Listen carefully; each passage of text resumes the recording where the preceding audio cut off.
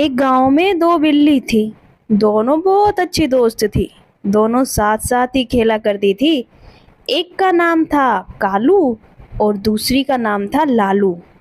कालू लालू हमेशा दोनों साथ साथ खेला करते थे और खुश रहा करते थे। तभी एक दिन कालू बोला, मुझे बहुत भूख लग रही है। लालू बोली, हाँ मुझे भी, चलो कहीं खाना ढूंढते हैं। वो दबे पांव गांव के अंदर इधर उधर घरों में ताका झाकी करने लगे। तभी एक घर का दरवाजा खुला मिला। वो दोनों चुपके से घर के अंदर घुस गए।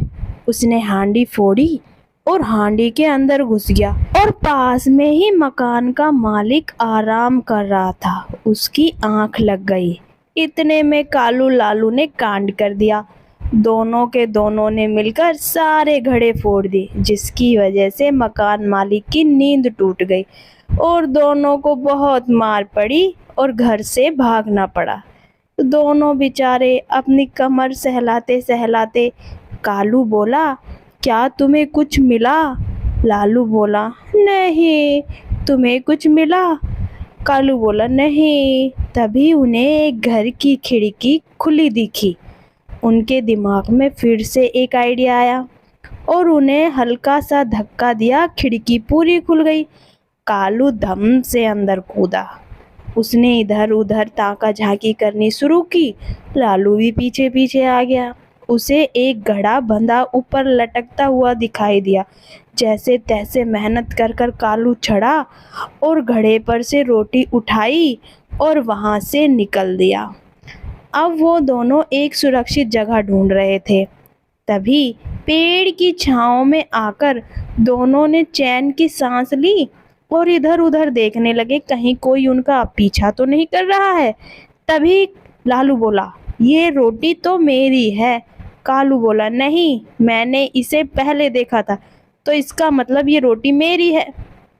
तभी लालू बोला, नहीं, ये मेरी है। उन दोनों का झगड़ा बंदर मामा पेड़ पे बैठे बैठे देख रहे थे। तभी उनकी लड़ाई जोरों से शुरू हो गई। दोनों एक दूसरे को मारने लगे। एक बोला रोटी मेरी है, दूसरा बोला रोटी मेरी है। बंदर मामा को तरकीब आई।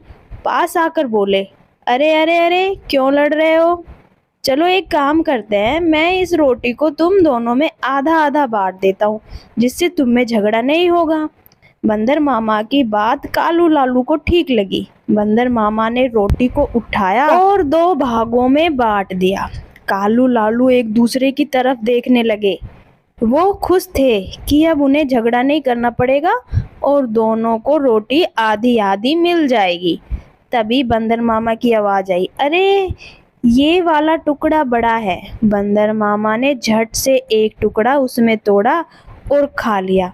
फिर उसने दूसरे हाथ की रोटी बोला, अब ये बड़ा है। उसमें से भी उसने एक टुकड़ा रोटी का खा लिया।